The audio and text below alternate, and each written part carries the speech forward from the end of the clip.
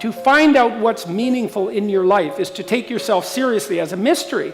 It's like there is something that will grip you, and it might not even be what you choose. If you want to create a world that isn't hellish, then you use words that are as clear and precise and honest as you can possibly manage, because it is through your speech that the possibilities of the world transform themselves into the realities of the world.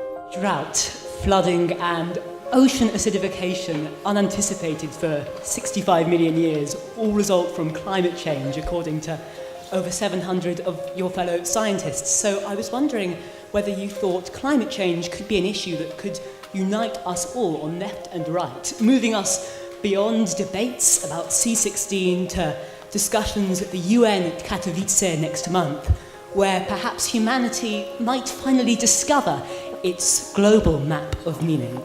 No. So how in the world are you going to solve a problem when you can't even measure the consequence of your actions? Like, how is that even possible? And besides that, well, what's the solution? What are we going to do? Switch to wind and solar? Well, good luck with that. Just try it and see what happens. We can't store the power. Germany tried it. They produced more carbon dioxide than they did when they started because they had to turn on their coal-fired plants again. Well, so it was a complete catastrophe, and all that happened was the price of electricity shot up. I look at Bjorn Lomborg's work. I really like Bjorn Lomborg. I think he's a real genius. He took the UN millennial goals. There's 200 of them. That's way too many goals if you're serious about goals, by the way, because 200 goals isn't a plan. It's a wish list. You have to prioritize. I'm serious. You have to prioritize, but they won't prioritize because each of the goals has its constituents, and if you prioritize, then you irritate the constituents, but if you don't prioritize, then you can't implement the plan. So what Lomborg did was gather a teams of economists, multiple teams, some of whom were Nobel Prize-winning economists. He had them assemble teams. He had them rank order development goals in terms of their return on investment, all of the teams. Then he averaged across the teams and came up with a final list, and addressing global warming wasn't even on the list. So they're unbelievably complicated. And so, no, it's not going to unite us. And we're not going to do a damn thing about it either. So it doesn't really matter. So we don't like the results, therefore the entire enterprise is suspect. Okay, it's not wise. You know, and what the hell's the problem? What, there's no differences between men and women? We're actually going to believe that? So here's a better theory, and this is what's supported by the facts. There are differences in interest and preference between men and women. You eradicate the sociocultural differences by making your society more egalitarian. The biological differences maximize. Okay, what's the problem? Men and women get to choose what they want to do. They don't choose the same things. Is that a problem? What are you going to do? Force them? Because that is what you're going to do. Well, when are you going to start? When they're in like kindergarten? And how are you going to do that? Especially if the differences are large. You're going to do that in a relatively tyrannical way. The claim of the radical social constructionists is that all of it's socially constructed. Well, that's wrong. It's simply wrong.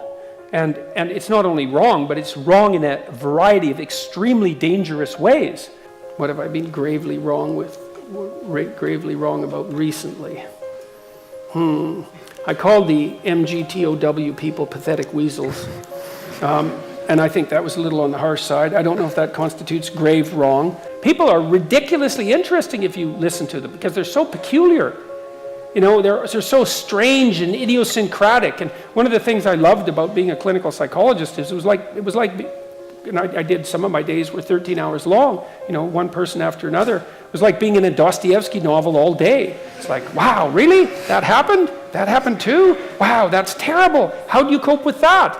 And crazy stories constantly about, you know, familial insanity of various sorts and misbehavior and crazy triumphs and weird goals and ambitions, and you go home and you tear your hair out. It's like, what the hell's wrong with me? How can I do this? It's like, well, you're pulled by forces that are beyond your control. They're deeply enmeshed inside you. You have to discover who you are. And you do that partly in university. You do that partly with literature, and you do that partly with dreams and visions and all of the acts of the imagination. And you negotiate with yourself to find out, where are the values? Where is firm ground for me? And how can I launch myself forward? And that is a archaeological expedition. because you are excavating the values of the past, even if you're doing that psychologically. Now, hopefully, if you're in a great university, you do that in tandem with excavating the values of the past intellectually. And so then there's a dance between your own soul, your own imaginative soul, and the manifestations of the soul across time. It speeds your development along, but it's still a matter of discovering what it means to be human. And what neo-colonial outgrowth of the Eurocentric, patriarchal, tyrannical worldview. And it's really been imposed as a way of continuing the oppression narrative or something like that. It's like, fine, if that you can do that, there's a price to be paid for it. And there's usually a performative contradiction involved too, because all the people who purport not to believe in science are still perfectly happy to utilize all the crazy gadgets that the scientists have produced. And so they seem to believe in science well enough to do things like fly in airplanes and use their iPhones. And that's actually an indication of their belief in the theories upon which the technologies are predicated. But that sort of internal coherence is too much for the typical postmodernist. The fundamental reason, the only reason you'd claim that all the differences between men and women are socially constructed would be if you were the sort of person who wished to remake human beings in the image of your ideological preferences. And that's what's driving the insistence. And if you're the sort of person who thinks that your redesign of human beings would make them better, then you're also the sort of person that other people should get away from very, very rapidly. So many journalists are politician wannabes, but they're not, and so they're resentful about that.